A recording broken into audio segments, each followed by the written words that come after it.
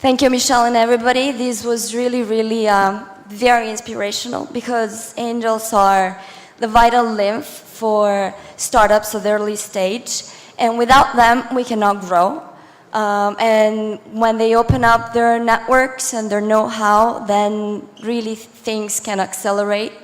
And we can get to the next level, which is more capital and more ventures and international scale, which is what we're going to talk about in our next panel.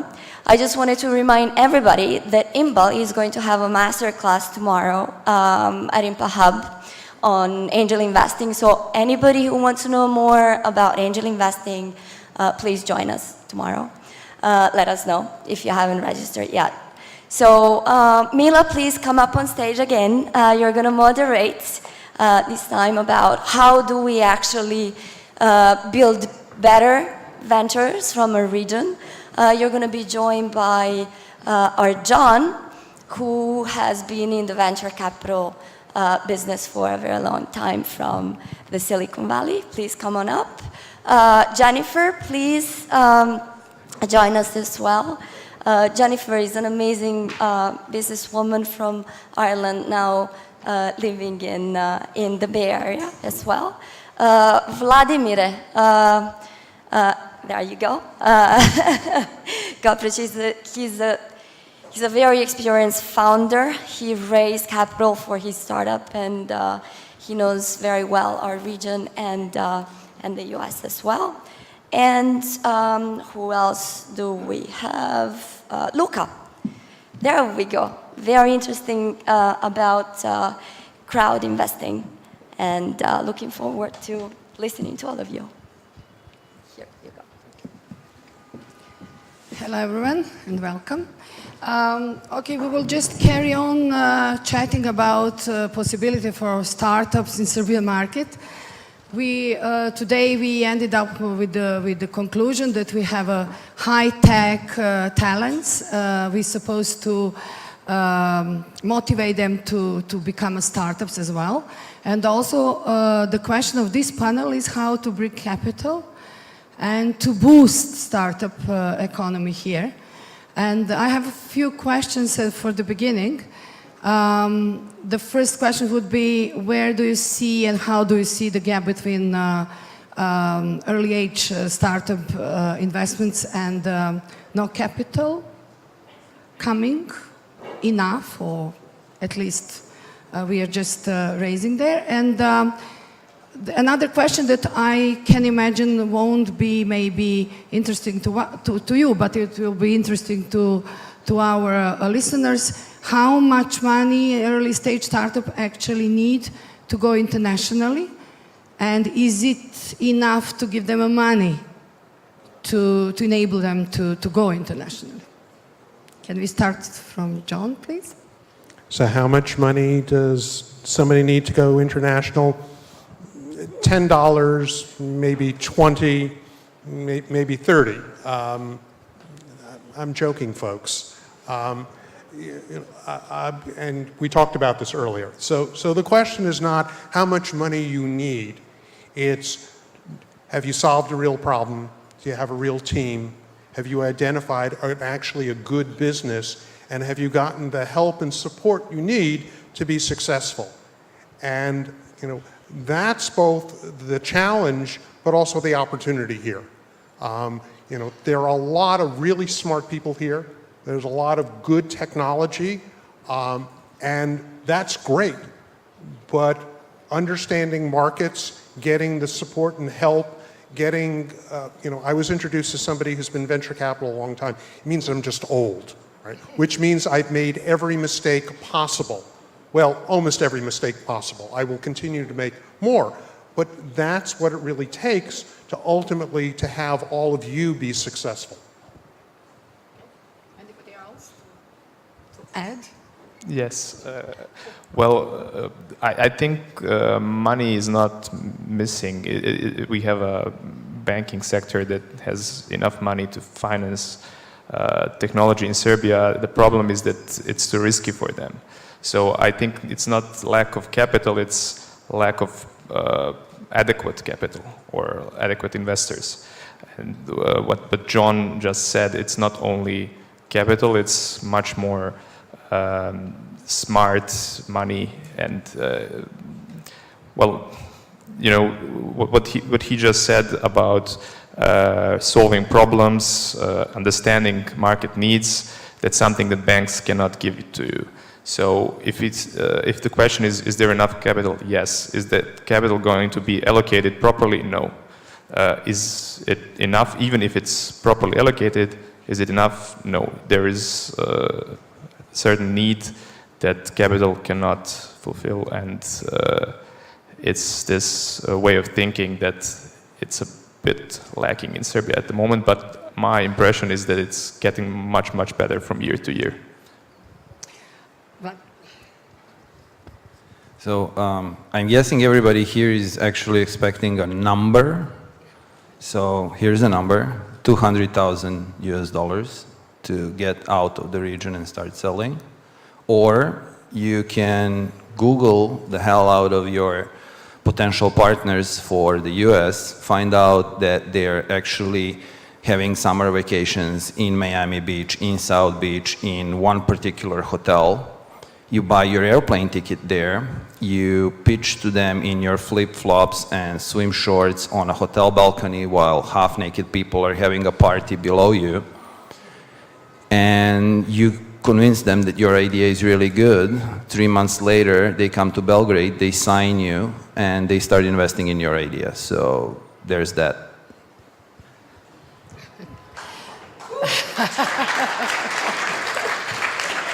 Okay. If we say we have a certain number of startups here, maybe not huge, but we are getting there. Do you believe that time is ripe for the venture capital to come at the moment?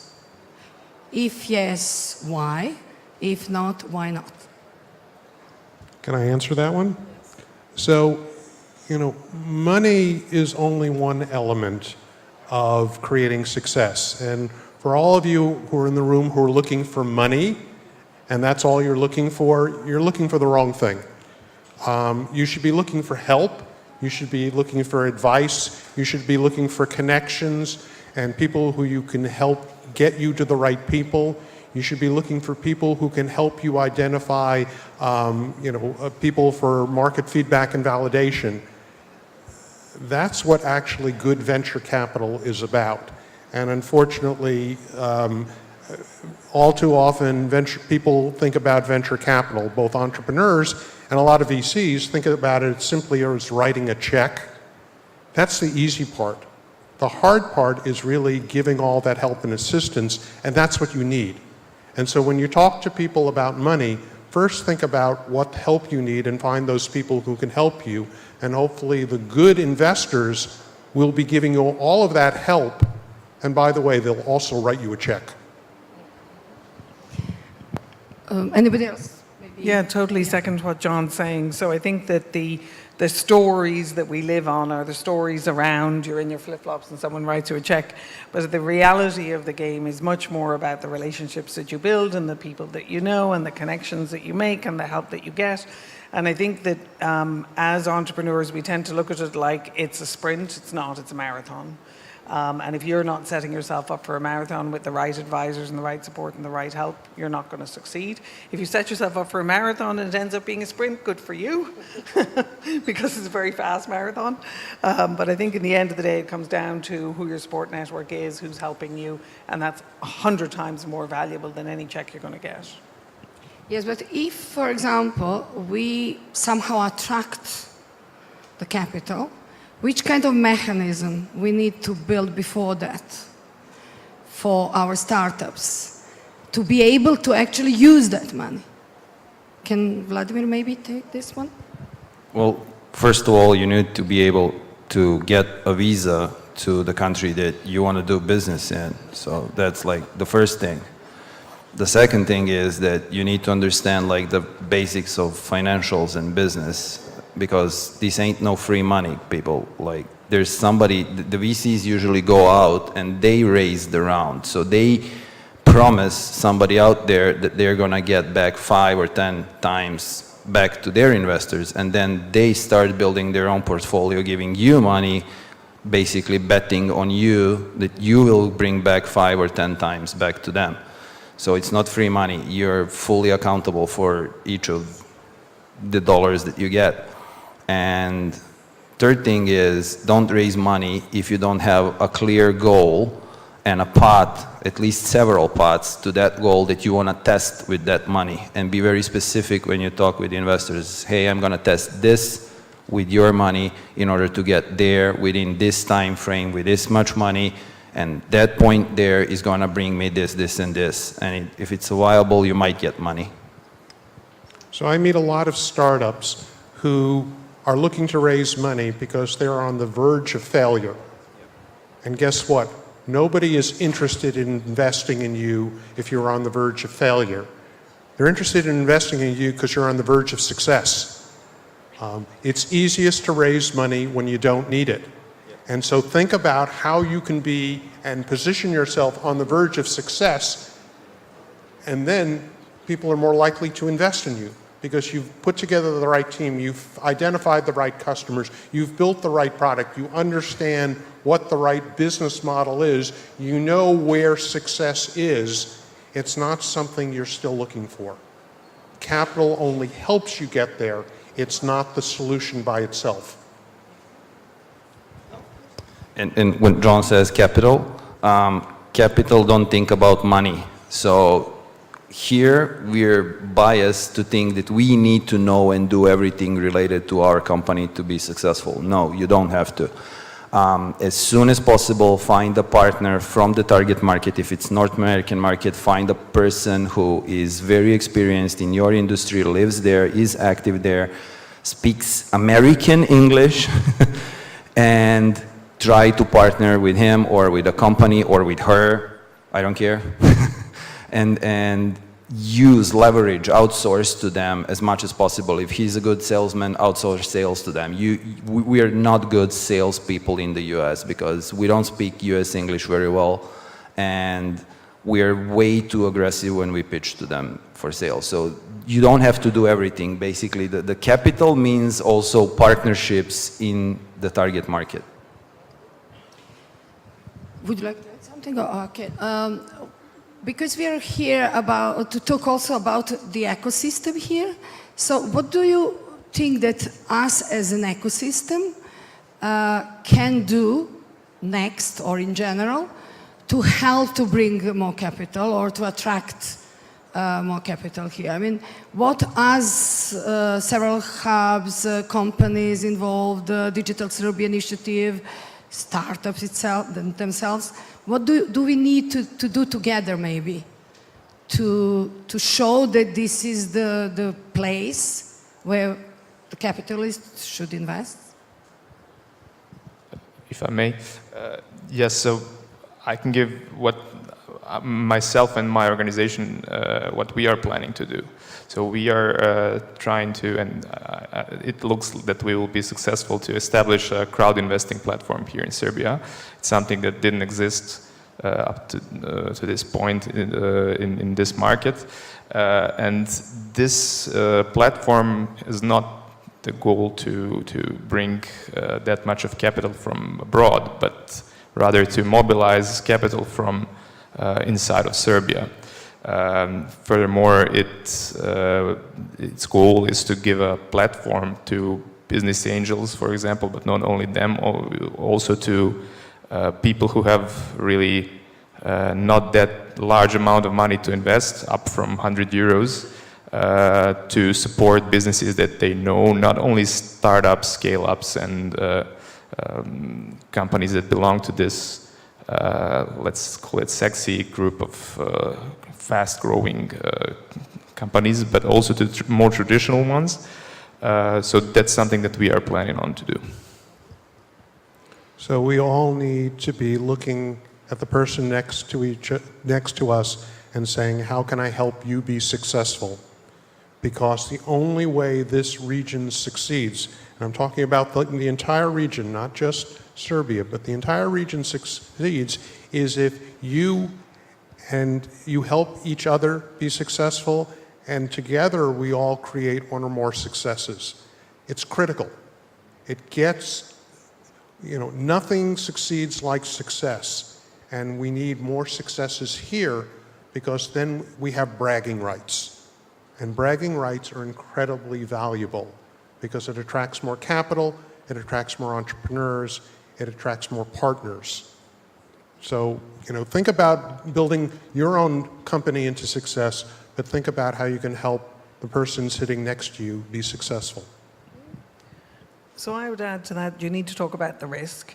So I watched Ireland go through the evolution of our ecosystem in the last 20, 30 years, and the surrounding organizations around the entrepreneurs, Enterprise Ireland leading the charge, were really the ones who were saying, we know that we're a tiny little economy, we know that we're risky, we acknowledge that, and we're going to start putting the metrics in place that the rest of the world can actually see how successful we're being. We're going to invest in it as a government and as a country ourselves. So we were putting our money where our mouth was, but we were also saying, we know we're risky, and here's how we're going to de-risk it for you, because we're going to build a level of transparency and a level of sophisticated understanding around investment and capital leverage, because it's not just nice people writing checks because they believe in you.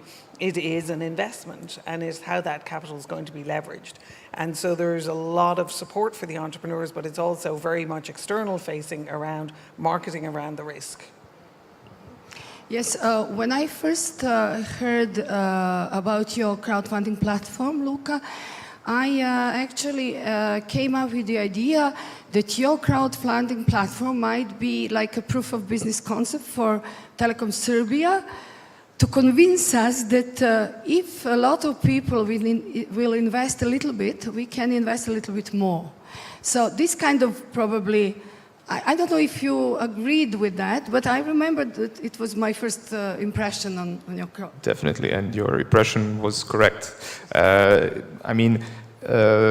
Crowd investing is obviously a vehicle or instrument to finance something, but it's also a way to validate ideas and teams.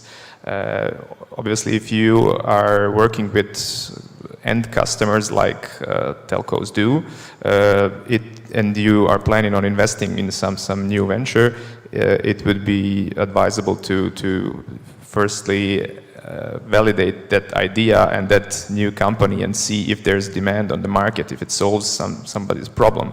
And what better confirmation of that than having, let's say, 1,000 people borrowing or investing 100 euros per capita in some idea. It means that these people believe in this product or service and that there is interest on the market, at least in Serbian market. Well, then you can see further. But there's also another aspect that I think is equally important.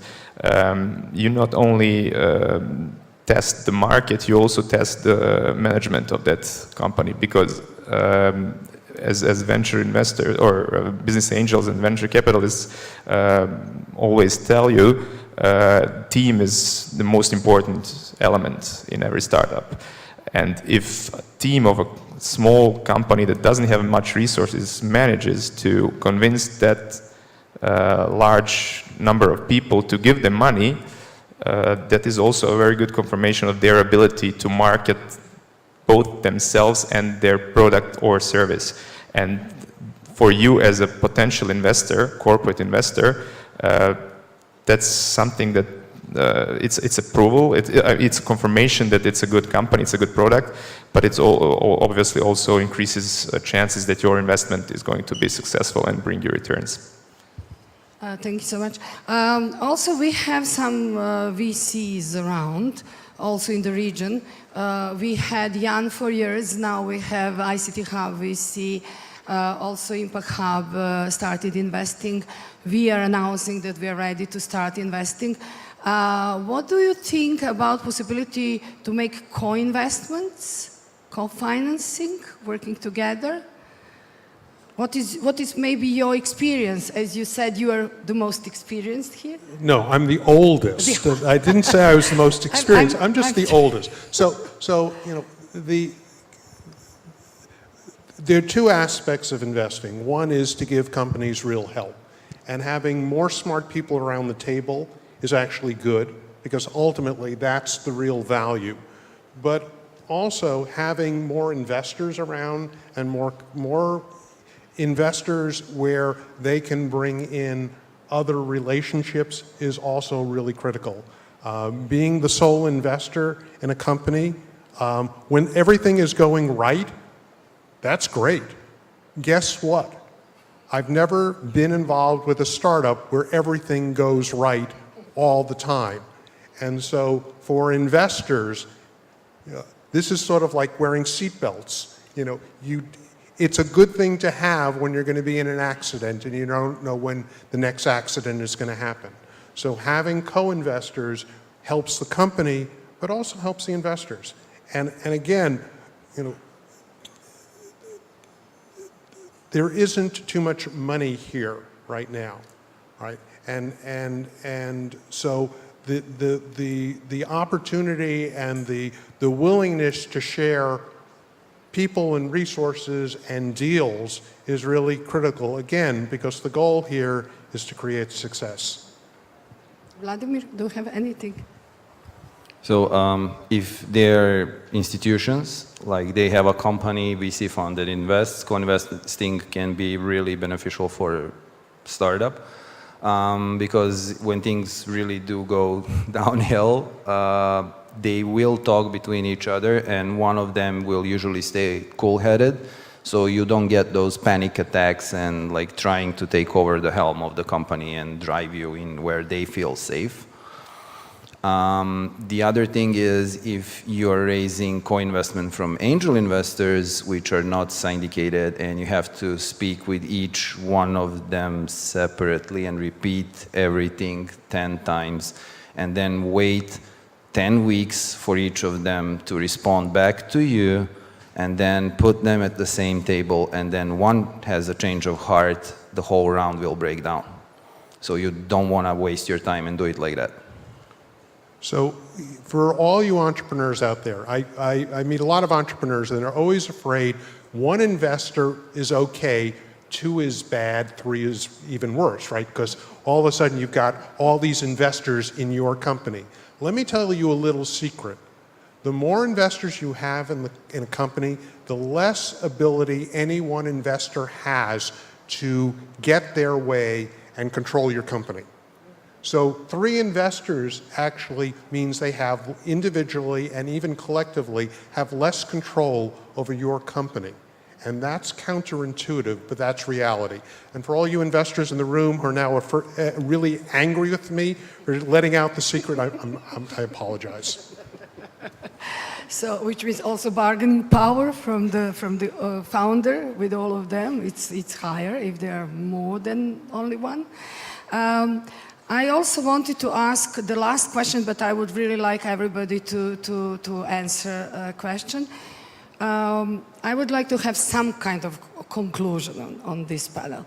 What is the next thing that we should do to boost investment opportunities in startup in Serbia and the region, of course? What do you think? What is the next step? First step, what we should do when we go outside of this? I would say data and transparency, and I think the project is great in terms of you're now on that list, but I think there's a lot more can be done around data and transparency. Transparency? And real data. Okay. Education of potential founders, what lies ahead through better networking with previous founders. You mentioned something about stepwise approach, like having first generation that does what, and second generation. I would like you to share this with everyone. What would be the first generation? So first we need to break out the mindset that, like, the hardest part for me was to break out of the mindset that this is business and this is the idea, and break out of the mindset that was installed here a couple of tens of years ago. I'm trying to avoid to name it. And then the next one needs to understand, like, hey, this is the startup, and startups are like this, and this, and not everybody is for the startup, and not every idea is for the startup. And then we need a second tier of education, which would actually help the potential founders understand the concepts of financials and business and basics of negotiation and stuff like that. And then the third one would be actually understanding that 90% of startups fail because they never reach the product stage, or they build a product before they understand the market and the needs of the market. So there's a couple of stages that we need to do before getting more money here. And if you start accelerating too early, it will probably kill you. If you start selling too early, it will probably kill you. So the entrepreneurs here need to believe in themselves. You are as smart, you are as capable as anybody anywhere in the world. Many of you don't have as much experience as some entrepreneurs elsewhere, and that's why you need help, you need advice, you need tough love, you need people who can help get you connected to the network, you need people who can help you when you're looking to validate, and please validate early and often that there is a market. But you need to believe in yourself, and that's critical. Thank you. Luka? Yeah, besides invest through crowdfunding platforms, next big thing that that I would recommend doing. I mean, it's hard to tell anything new because so many smart people were here already today and gave so much valuable input. But for me, I think people should be more willing to take risk. Let's put it this way, and not only startups. Maybe startups are already taking a lot of risk. I mean, corporations, regulators, investors, and the other stakeholders in this ecosystem. I think this is something that is missing in Serbia, and there's also another thing connected to it. Give people second chance. So I think, or don't be afraid to fail, take risks. People will give you the second chance. Let's Failure is okay, especially in development world. Okay, thank you so much to everybody. We can wrap up this with one maybe sentence that we need to change a little bit of mindset here, not only among the startups, but among the whole society, to work together, to be more transparent, to take a risk, and to collaborate, and hopefully we will be more and more successful in the future. Thank you so much to everyone. Thank you to the audience. Thank you, guys. So, hello. Before we run out to the break, just a quick FYI. After the 15-minute break that we're going to have now, we are actually having pitch roast. So, some of you might be familiar with this, but the whole idea is actually to present the startups who are actually participating in bootcamp right now and present themselves to the audience. There is a general preconception that pitch, is a way that you get money, that there's an investor in a room holding a briefcase with a bunch of cash who just waits for a perfect pitch and a presentation they just give it to you. Actually, it's not about that. It's actually getting connected and getting opportunity and a good connection and a good, I would say, next step for you to get an investment. So the pitch always ends with an ask. So you actually say, oh, we need an investment, we need a strategical partner, we need a mentor, we need a connector who can provide us with this or that. So we are providing the opportunity for the startups on the bootcamp to actually present themselves and say what do they actually need. So in the networking, when there's lunch and food and people are talking about different things, you can approach them and say, hey, we know people who might be interesting for you, or we know a marketing manager you're looking for, or hey, I'm an investor, let's talk business. So just keep that in mind, approach them, ask them, and offer, you know, whatever, help, connection, introduction, whatever you can, or just kind of ask them to get to know them. So with that being said, 15-minute break is starting. Thank you, guys.